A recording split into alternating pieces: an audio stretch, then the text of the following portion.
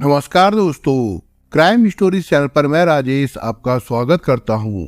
दोस्तों, आज मैं आपको अपराध की जिस वारदात के बारे में बताने जा रहा हूं, वो वारदात बेंगलुरु कर्नाटका में हुई थी। तो चलिए दोस्तों, जानते हैं इस वारदात के बारे में।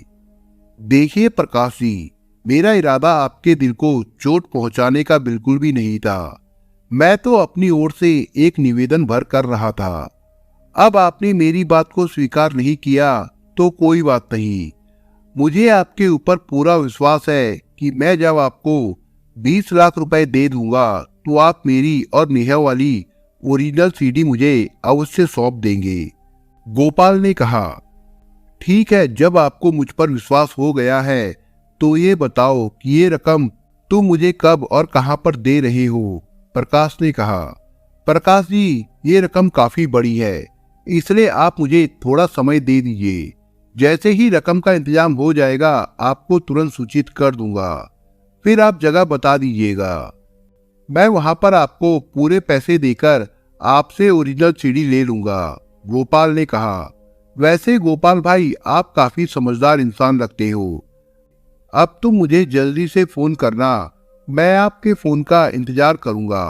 कहते हुए प्रकाश ने कॉल काट दी। गोपाल कृष्णन अब नहीं समझ पा रहा था कि आगे क्या करना है। गोपाल मैसूर का रहने वाला था।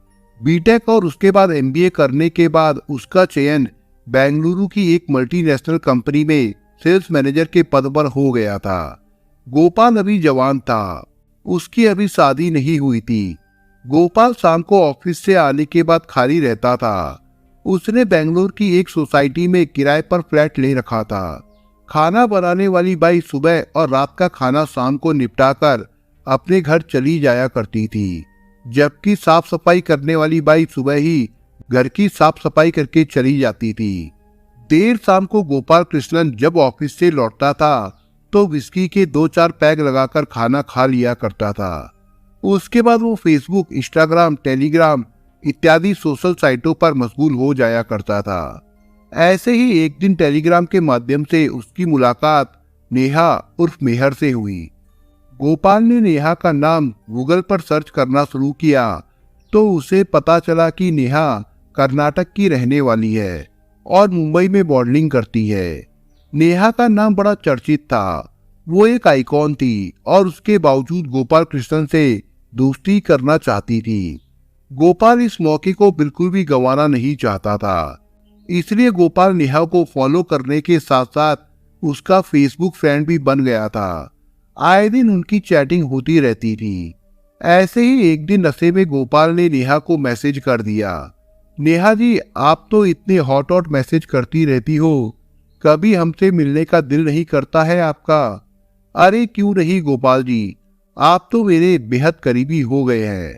आपसे मिलने का मन तो मेरा भी बहुत करता है, मगर आप ये बात भी जानते होंगे कि मैं काफी बिजी रहती हूँ, कभी मुंबई में तो कभी बेंगलुरु में। नेहा ने कहा, इसका मतलब ये हुआ कि आपसे अब तो मुलाकात हो पाना मुश्किल है। आपने हमारा दिल ही तोड़ दिया। गोपाल ने मायूसी से कहा, अरे यार, हम तो दिल तोड़ने का नहीं बल्कि दिल जोड़ने का काम करते हैं। जब मैं बेंगलुरु आऊंगी तो आपसे मिलने की कोशिश जरूर करूंगी। क्या आप मुझसे मिलना चाहेंगे? नेहा ने नशीले स्वर में कहा। नेहा जी, आपसे मिलने को तो मेरा दिल ना जाने कब से मचल रहा है। आपने मेरे दिल की हसरत पूरी कर ही दी है। आपका दिल से धन्यवाद। अब आप बताएं, आपका दीदार हमें कब हो सकेगा? गोपाल ने खुशामद की। देखिए गोपाल जी, कल संडे है, मैं मुंबई से 2 दिनों के लिए बेंगलुरु एक इवेंट में आ रही हूँ। आप सुबह 9 बजे मुझसे मिल सकते हैं, नेहा ने कहा। नेहा जी, रविवार को तो मेरी भी छुट्टी रहती है। मैं आपसे मिलने, आपका दीदार करने और आपसे हक करने जरूर पहुंच जाऊंगा, मगर आपसे कहाँ मुलाकात हो पाएगी? आप कहीं ये सब मेरा दिल रखने के लिए तो नहीं कह रही है? मुझे तो बिल्कुल भी विश्वास नहीं हो पा रहा है। कभी कभी तो मुझे ऐसा लग रहा है कि मानो मैं कोई सपना देख रहा हूँ। पर नेहा जी, ये शायद सपना तो बिल्कुल भी नहीं है। गोपाल ने जल्दी जल्दी से अपने दिल की बात कह डाली थी। जब कर आपकी मुलाकात मुझसे होगी तो हकीकत भी सामने होगी। जैसे आप मुझसे प्यार करते हो वैसे ही मैं भी आपसे प्यार करती हूँ। अब तक तो आपको फोटो या फिर वीडियो चैटिंग में ही देखा था। जब हम तुम सामने होंगे तो तब क्या नजारा होगा। नेहा ने नशीली आवाज में कहा। नेहा जी, अब तो आपने मेरी रातों की नींद उड़ा डाली है। सारी रात आपके ही ख्वाबों में कट जाएगी। गोपाल ने आहें भरते हुए कहा। गोपाल जी, अब आज की रात सब्र कर लीजिए, कल तो हमारी मुलाकात हो ही रही है। ये कहते हुए नेहा ने फोन काट दिया। उस पूरी रात गोपाल सो नहीं पाया। रात उसने करवटें बदलते ही गुजार दी। दूसरे दिन सुबह सुबह 8:30 बजे गोपाल नेहा के बताए हुए एड्रेस पर पहुंच गया। नेहा का फ्लैट ग्राउंड फ्लोर पर था। 3 बेडरूम का फ्लैट था। घंटी बजाने पर नेहा ने मुस्कुराते हुए दरवाजा खोल दिया। कमरे में दाखिल होते ही गोपाल को एक विचित्र सा एहसास हुआ। पूरे वातावरण में शांति और खुशबू बिखरी हुई थी। जिस कमरे में नेहा गोपाल को ले गई थी उसकी खिड़की खुली थी, परंतु पर्दा पूरी तरह से खिंचा हुआ था। हालांकि कमरे में ऊपर रोशनदान भी लगा हुआ था, मगर उसमें से बहुत ही धीमा प्रकाश अंदर आ रहा था। कमरे में रोशनी चांद की तरह बिखरी हुई सी दिखाई दे रही थी, जैसा कि आज तक गोपाल ने फोटो में नेहा को देखा था। मगर जब उसने उसे अपने रूबरू देखा तो वो आसमान से उतरी एक अप्सरा की तरह लग रही थी। गोपाल ने आओ देखा ना ताओ, वो झट से नेहा के पास गया और उसे अपनी बाहों में जोरों से जकड़ लिया। करीब 2-3 मिनट तक दोनों आलिंगनबद्ध रहे। उसके बाद नेहा ने अपने आप को गोपाल की बाहों से छुड़ा लिया और अगले ही पल गोपाल की शर्ट के बटन खोलने लगी। गोपाल के सीने पर बालों में अब नेहा की नरम नरम उंगलियां सर्प की तरह रेंग रही थी। ये सब देखकर और अपने शरीर में महसूस करते हुए गोपाल का दिल अब बेकाबू सा हो गया था। उसने अगले ही पल नेहा को अपनी मजबूत बाहों में भर लिया। नेहा ने भी अपने अधर गोपाल के गरम गरम होठों पर रख दिए थे। इसके बाद नेहा ने गोपाल के शरीर के सारे कपड़े एक एक करके उतारने शुरू कर दिए थे। गोपाल ये सब देखकर अपने आप पर काबू नहीं कर पा रहा था। तभी वहां पर 2 व्यक्ति आ धमके। उनके कमरे में पहुंचते ही गोपाल के चेहरे की हवाइयां सी उड़ने लगी थी। वे दोनों पुरुष लगन गोपाल के वीडियो बना रहे थे। उन्हें देखकर गोपाल ने नेहा से कहा, नेहा जी, ये लोग कौन है और यहाँ पर कैसे आ गए? देख भाई, हम नेहा के दोस्त है। अब तू हमें ये बता कि क्या तू भी नेहा से प्यार करता है?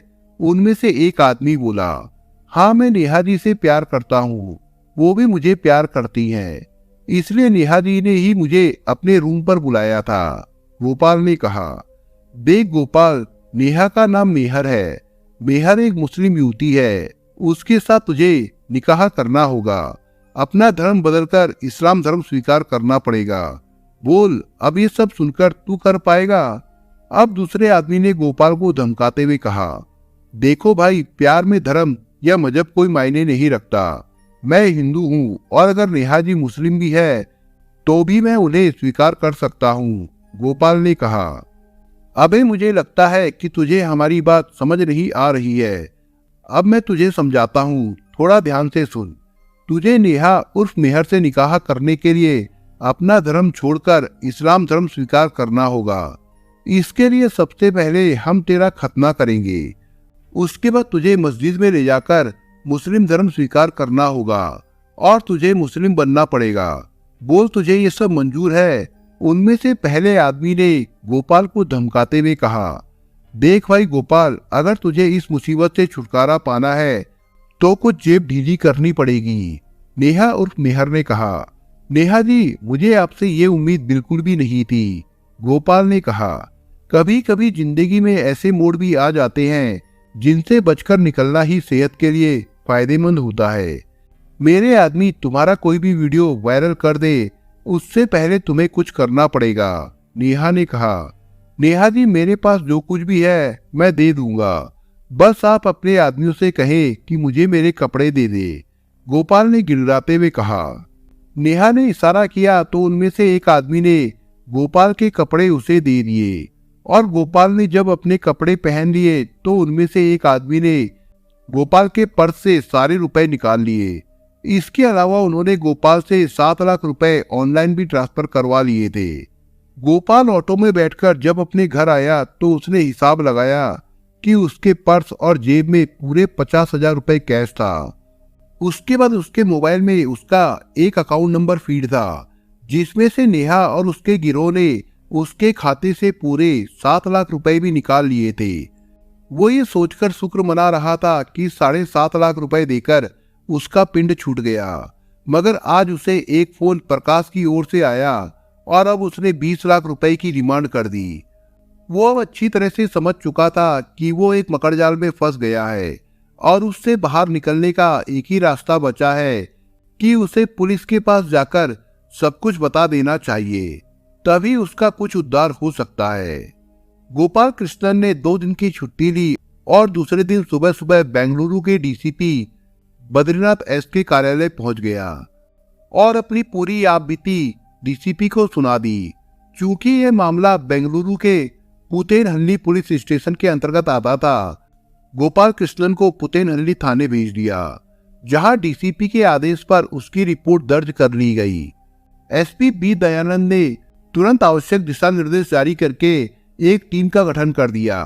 गठित टीम द्वारा 1 अगस्त 2023 को हनी ट्रैप में लोगों को फंसाने और उनसे उगाही करने वाले 3 लोगों को पुलिस ने बेंगलुरु से जाल बिछाकर गिरफ्तार कर लिया। गिरफ्तार होने वाले अब्दुल खादर, शरण प्रकाश और यासीर थे। ये तीनों मैसूर के रहने वाले थे। ये तीनों आरोपी कई आपराधिक मामलों में केंद्रीय कारागार में बंद थे, तो इनकी जेल में ही आपस में दोस्ती हो गई थी। इनके साथ इनका एक और साथी नदीम था, जो फिलहाल पुलिस की गिरफ्त में नहीं आया था। इन चारों ने बेंगलुरु की मशहूर मॉडल नेहा उर्फ मेहर के साथ दोस्ती की और लोगों को हनी ट्रैप में फंसाकर मोटी रकम वसूलने का लालच दिया, जिसके बाद नेहा भी इनके गिरोह में शामिल हो गई थी। तीनों अभियुक्तों से पुलिस ने कड़ी पूछताछ करके नेहा उर्फ मेहर के बारे में जानकारी ली, तो पता चला कि नेहा मुंबई में मॉडलिंग का काम करती थी, जबकि हनी ट्रैप का काम बेंगलुरु में किया जाता था। नेहा को गिरफ्तार करने के लिए कर्नाटक पुलिस की एक विशेष टीम को मुंबई रवाना किया गया, जहां से नेहा को 16 अगस्त 2023 को गिरफ्तार कर लिया गया था। नेहा का असली नाम मेहर है।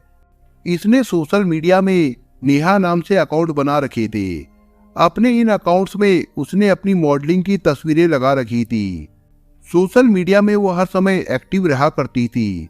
वो कम उम्र के युवकों, धनी लोगों और अच्छी नौकरी करने वाले पुरुषों को फ्रेंड रिक्वेस्ट भेजती थी।